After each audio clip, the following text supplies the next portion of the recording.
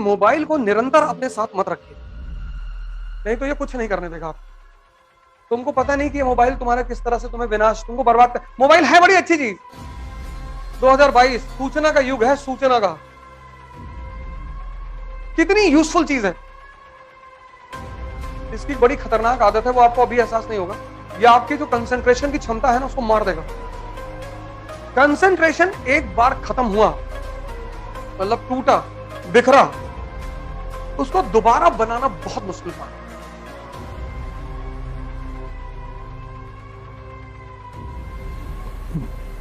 जय हिंद फ्रेंड्स।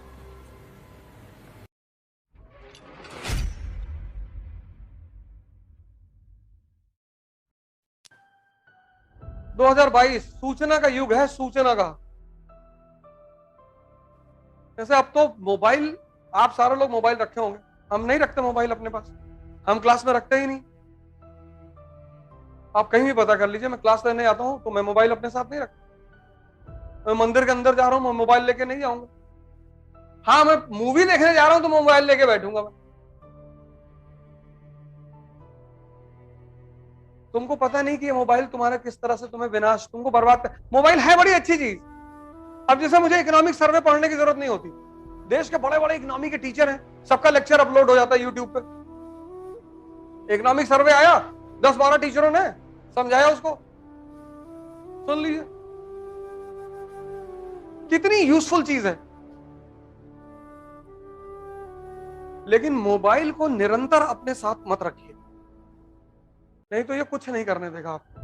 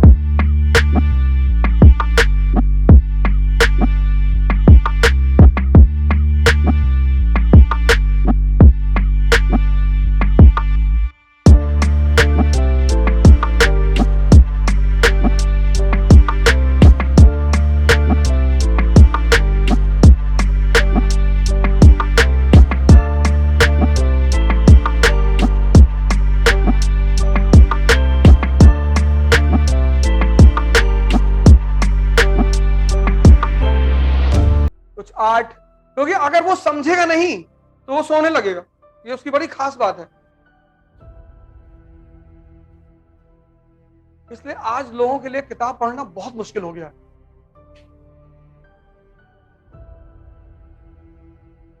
और उसकी मेन वजह है ये मोबाइल। इसने लोगों के कंसंट्रेशन को खत्म कर दिया,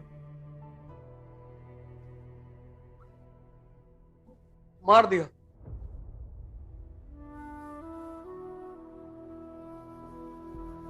लाइब्रेरी मूवमेंट में क्या होता था?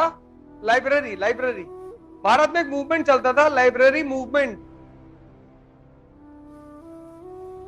लाइब्रेरी मूवमेंट क्या होता था कि हर गांव में एक न्यूज़पेपर आता था, एक कम्युनिटी रूम होता था, वहां पे एक चारपाई रखी होती थी, और उस गांव का जो पढ़ा लिखा आदमी होता था वो उस पूरे न्यूज़पेपर को पढ़कर गांव के लोगों को सुनाता था।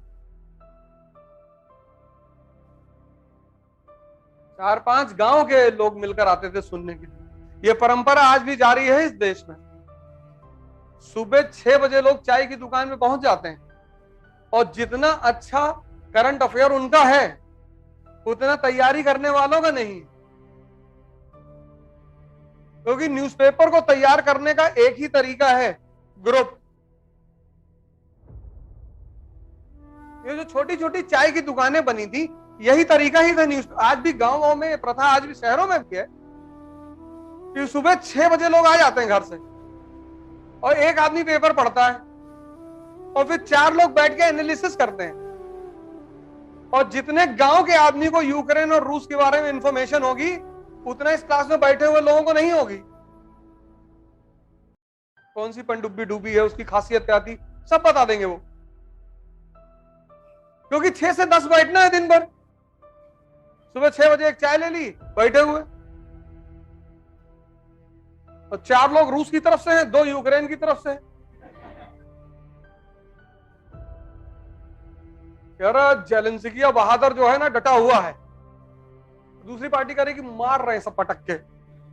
वहां ऐसे थोड़ी बहस होती है, वहां तो लीगल भाषा में होती है। आजकल तो मारपीट भी हो जाती है।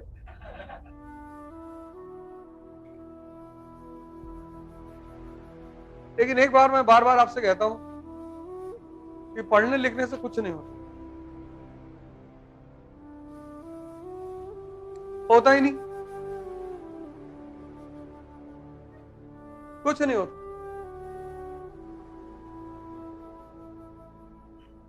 पढ़ने लिखने से कुछ होता ही नहीं।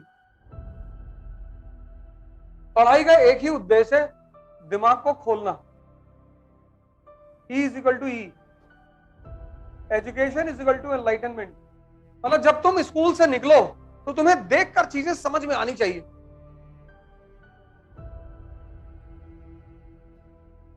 अगर तुमको चीजें देखकर समझ में नहीं आती तो पढ़ने से कोई फायदा ही नहीं। कुछ नहीं होता पढ़ने से, कुछ होता ही नहीं। पढ़ने का एकमात्र उद्देश्य है दिमाग को खोलना। पढ़ना नौकरी के लिए नहीं होता है। इस देश ने एजुकेशन को एम्प्लॉयमेंट बना दिया। पढ़ना मतलब नौकरी।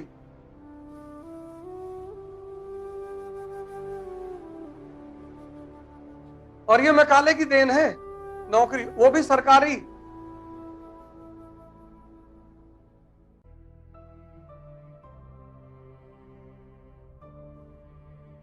बाईस साल का लड़का यहां डिप्रेशन में, 22 ईयर्स, 19। इसीलिए जानवर की जो योनि है वो निकृष्ट योनि मानी गई है, क्योंकि वहां उत्थान का कोई रास्ता नहीं। जानवर इंद्रियों पर पैदा हुआ, इंद्रियों पर मरेगा। मनुष्य एकमात्र प्राणी है जो इंद्रियों पर पैदा तो हुआ है, लेकिन इंद्रियों से उठकर वो अपनी चेतना तक जा सकता है। मतलब भगवान बनने की क्षमता है उसके अंदर। ये धर्म का उद्देश्य है।